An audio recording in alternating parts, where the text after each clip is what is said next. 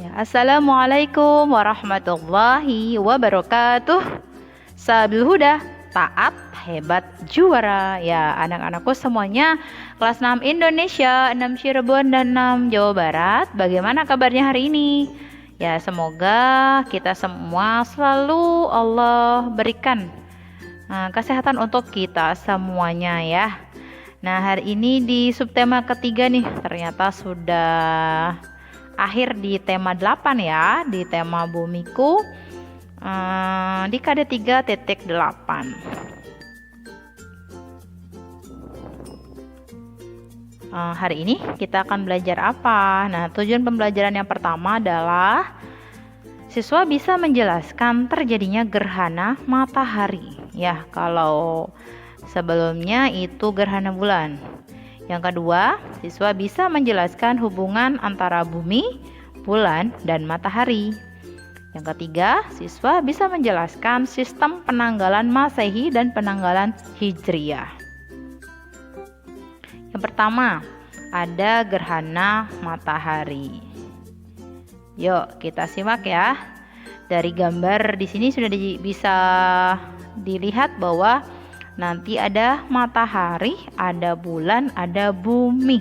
Itu ya kedudukannya ya. Nah, gerhana matahari terjadi ketika bumi, bulan, dan matahari terletak pada satu garis lurus. Cahaya matahari yang menuju ke bumi terhalang oleh bulan, sehingga bayangan bulan jatuh ke permukaan bumi ya. Silakan dilihat nih gambar dari gerhana matahari. Nanti akan dijelaskan jenis-jenis dari gerhana matahari. Nah, sekarang jenis gerhana matahari. Yang pertama adalah, kalian lihat di gambar paling atas dulu ya. Ada gerhana matahari total. Gerhana matahari total itu terjadi jika bumi berada di umbra bulan. Perhatikan umbra ya. Nah, umbra itu adalah bayangan inti dari bulan. Sekali lagi, umbra itu adalah bayangan inti dari bulan. Itu yang gelap nih ya, ada tanda panah nih. Nah, biasanya terjadi ketika bulan berada dalam fase bulan baru. Tetapi gerhana matahari total tidak selalu terjadi pada fase bulan baru, karena bulan mengelilingi bumi dengan kemiringan 5 derajat dari bidang orbit atau dari lintasannya, sehingga bulan tidak selalu tepat sejajar dengan bumi dan matahari. Jadi sekali lagi, biasanya terjadi pada saat fase bulan baru, tapi tidak semua fase bulan baru kemudian terjadi gerhana matahari total ya. Sekali lagi nih, jadi bagian bumi yang nanti tertutup umbra ya, berada di umbra bumi, maka disebut dengan gerhana matahari total. Lanjut, gerhana matahari sebagian. Apa itu gerhana matahari sebagian? Nah, terjadi saat bumi berada di penumbra bulan. Disebutnya bayangan kaburnya. Kalau tadi inti, ini bayangan kaburnya nih. Kalian lihat di penumbra ya, daerah yang oranye nih. Ini disebutnya dengan penumbra. Maka bagian bumi yang terkena penumbra ini disebutnya dengan gerhana matahari sebagian ya, gitu. Dan yang terakhir adalah gerhana matahari cincin. Nah, gambarnya di bagian bawah nih. Ternyata kenapa terjadi gerhana matahari cincin? Ketika bulan berada di titik terjauhnya dari bumi. Nah, kalian lihat di sini nih. Jadi tidak seperti gambar yang ini ya, gambar yang di atas ya. Jadi bulannya itu lebih dekat dengan matahari sehingga nanti terlihat seperti cincin ya. Nah, gitu. Lanjut yang kedua, bumi, bulan, dan matahari. Kalian nanti bisa melihat dari buku Erlangga ya, di subtema 2 ya, di subtema 3, maksudnya di pembelajaran 2. Ibu bacakan ya, bumi, bulan, dan matahari. Bumi adalah planet ketiga dari matahari yang merupakan satu-satunya planet dalam tata surya yang dihuni oleh makhluk hidup. Bumi diselimuti atmosfer sehingga makhluk hidup mendapatkan oksigen untuk bernapas. Selain itu, atmosfer juga melindungi makhluk hidup di bumi dari radiasi sinar ultraviolet dan hantaman meteor. Di bumi juga tersedia air bersih dan tanah yang dapat dimanfaatkan makhluk hidup untuk bertahan hidup. Itu ya tentang bumi. Sekarang bulan. Bulan merupakan satu-satunya satelit alami bumi yang selalu bergerak mengelilingi bumi. Bersama dengan bumi, bulan bergerak mengelilingi matahari. Bulan selalu mengelilingi bumi karena dipengaruhi gaya gravitasi bumi terhadap bulan. Ukuran bulan 80 kali lebih kecil daripada bumi. Jarak bulan dari bumi sekitar 384.400 km. Lanjut ke matahari. Matahari adalah pusat dari tata surya. Matahari merupakan pusat kehidupan bagi makhluk hidup yang ada di bumi. Tanpa matahari tidak akan ada kehidupan di bumi. Matahari menjadi sumber energi yang digunakan makhluk hidup di bumi untuk melakukan aktivitasnya. Panas yang dihasilkan matahari membuat bumi menjadi hangat dan tidak membeku. Cahaya matahari yang dipancarkan ke bumi menjadi pertanda datangnya siang hari dan menjadi sumber energi bagi tumbuhan untuk berfotosintesis.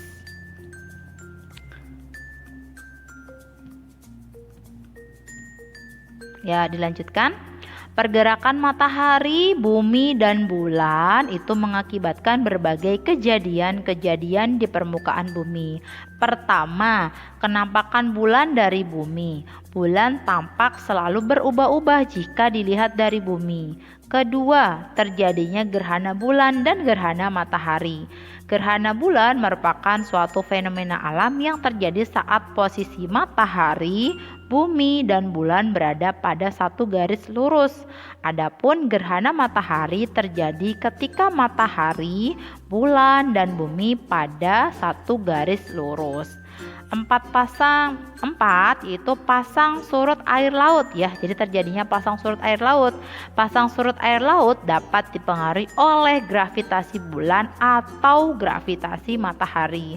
Dan yang kelima adalah gerak bulan mengelilingi bumi dan gerak bumi mengelilingi matahari dijadikan dasar dalam penentuan sistem kalender atau penanggalan. Ya, setelah ini kita bahas ya tentang sistem kalender atau penanggalan. Jadi ada 5 nih ya, ada 5 hubungan antara matahari, bumi, dan bulan. Oke, selanjutnya adalah penanggalan Masehi dan Hijriah ya.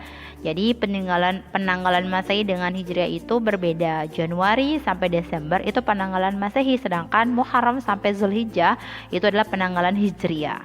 Yuk kita lanjutkan. Nah, penanggalan Masehi. Sistem penanggalan Masehi atau disebut juga sebagai tahun Syamsiah berdasarkan pada peredaran bumi mengelilingi matahari atau sering disebut dengan revolusi bumi. Penanggalan Masehi itu pertama kali dibuat oleh Julius Caesar ya, dari Romawi nih. 1 tahun Masehi adalah 12 bulan. Nah, ini diambil dari karena bulan mengelilingi bumi sebanyak 12 kali ya. Dalam 1 tahun terdapat 365 seperempat hari. Nah, biasanya itu dibulatkan menjadi 365 hari. Ya.